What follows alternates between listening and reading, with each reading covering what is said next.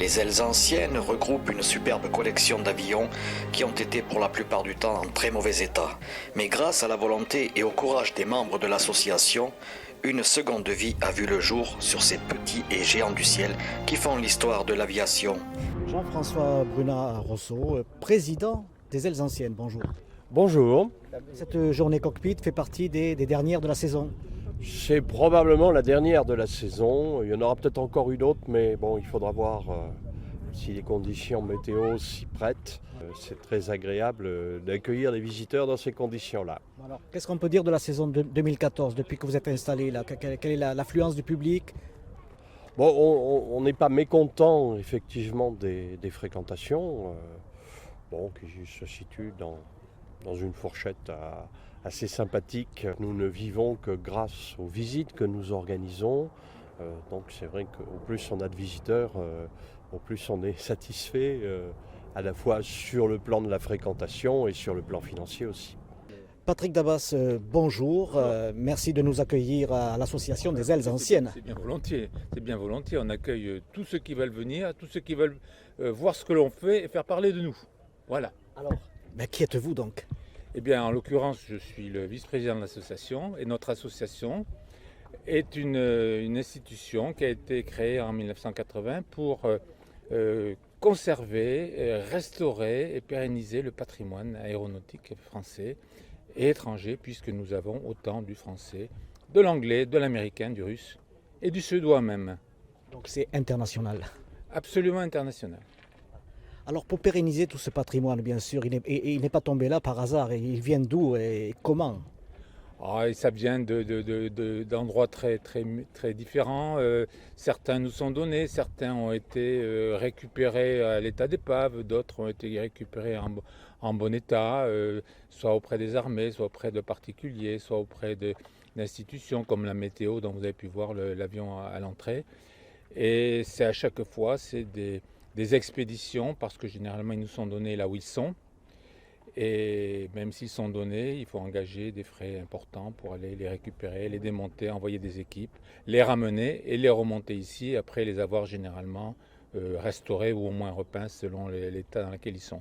Alors vous parlez de repeindre, de restaurer, donc je suppose que vous avez des ateliers de restauration.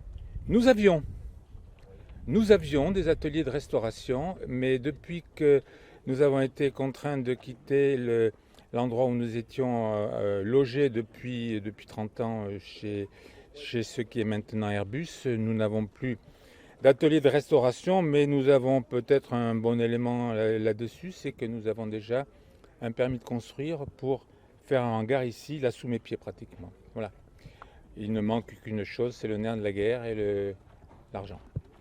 Vous parliez de Airbus. Airbus est-il un partenaire pour vous? Non, Airbus n'est absolument pas un partenaire. Il est en parallèle avec nous et nous aide incontestablement. Il nous aide pour beaucoup de choses. Il nous a aidés dans nos déplacements, dans nos déménagements.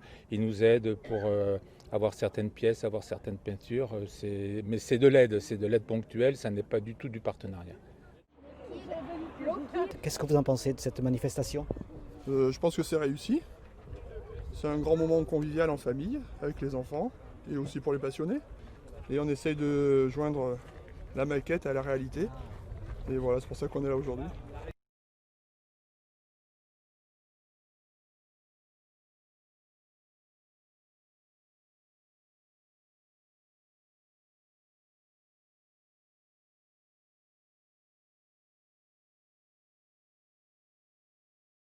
Jean-Claude Catala, au service administratif peut-être? Surtout la communication et puis la recherche de sponsoring et de fonds pour faire pérenniser l'histoire de notre association. Patrick vous en a parlé, je pense, et il vous a expliqué qu'aujourd'hui nous cherchons des fonds pour justement restaurer le maximum d'avions. Ces avions qui demain iront dans le musée Aeroscopia. Mais pas tous. Mais pas tous, une partie. Et donc, nous avons besoin de restaurer ceux qui iront dans le musée Aeroscopia, et puis aussi d'aller chercher aussi d'autres avions pour poursuivre la sauvegarde du patrimoine, qui demain, eux aussi, rentreront en rotation dans le musée Aeroscopia. Alors aujourd'hui, c'est un événement, on va dire, qui se termine. Ce sont les journées cockpit. De quoi s'agit-il? Alors les journées cockpit, c'est donner la possibilité au public qui vient en général le samedi, puisque le samedi nous sommes ouverts au public. Là, on leur donne la possibilité de toucher les avions, d'y monter dedans, de s'imaginer aux commandes d'un chasseur, d'un hélicoptère, d'un avion de ligne, et de vivre comme ça leur rêve, leur passion, dans d'autres conditions que celles qu'on voit dans des musées classiques où malheureusement on ne peut pas approcher les avions, on les voit loin, on aimerait les toucher mais on ne peut pas. La seule envie, c'est justement d'aller toucher. Et chez vous, on peut le faire. Tout à fait, on peut le faire, on s'installe. Vous avez au pied des avions des bénévoles, des membres de l'association qui vont vous expliquer l'histoire de l'avion, les anecdotes qui correspondent, et en même temps qui vont vous installer dans l'avion, qui vous expliqueront son fonctionnement, et vous pourrez vraiment être dans les conditions idéales pour profiter de cet avion. Ici, on a à peu près 80 avions, je crois. Et alors, quelle est la pièce qui vous tient à cœur, la pièce de musée, on va dire, qui plaît à tout le monde, parmi vous tous, là, les passionnés? Alors, on a oui, effectivement, ce qu'il y a de bien dans les passionnés, on a 85 appareils dans la collection. On a 300 membres à peu près inscrits dans l'association. On a tous notre préférence pour tel ou tel avion.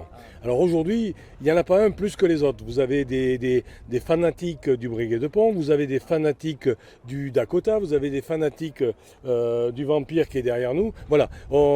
Ici, c'est vraiment un rassemblement de gens qui sont passionnés par l'aviation avant tout et accessoirement de tel ou tel avion. Mais on travaille tous ensemble et tous sur les mêmes chantiers, donc c'est un avion après l'autre. Venez nombreux aux visites cockpit, puisque ce que vous nous apportez en termes de plaisir, c'est gratifiant de vous voir heureux dans les avions. Et puis aussi, votre participation financière sera utilisée et uniquement utilisée pour restaurer ces avions-là. Donc vous participerez à la sauvegarde du patrimoine aéronautique. Eh bien, Jean-Claude, je vous remercie. Avec plaisir, et puis venez nombreux, je vous attends. Alors, on vous attend. Bonjour Christian. Alors je suis trésorier de l'association, donc je suis pas financier puisque moi je suis informaticien à la base. Voilà, je suis trésorier parce qu'il fallait bien gérer les comptes informatiquement au début et du coup on a filé ça à l'informaticien et je me suis retrouvé trésorier. Voilà. Et vous œuvrez là dans cette association depuis combien de temps? Moi ça fait, j'avais 16 ans donc ça fait 18 ans maintenant.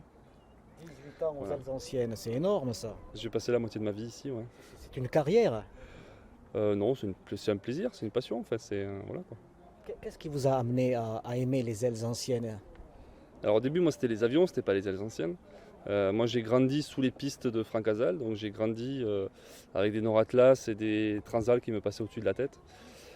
Et plein d'avions comme des Fouga, les Nord Atlas qui est derrière. Et du coup, moi j'ai grandi avec ce bruit-là qui atterrissait juste au-dessus. Ça m'a vraiment jamais dérangé, ça me poussait à dormir, ça me faisait mieux dormir. Je dormais moins bien les nuits où il n'y avait pas d'avion en fait que les nuits où il y a des avions. Et du coup, quand j'ai eu 16 ans, mon père m'a amené aux ailes anciennes. Il m'a fait visiter, à la fin il m'a dit on va adhérer ensemble et on viendra travailler ensemble.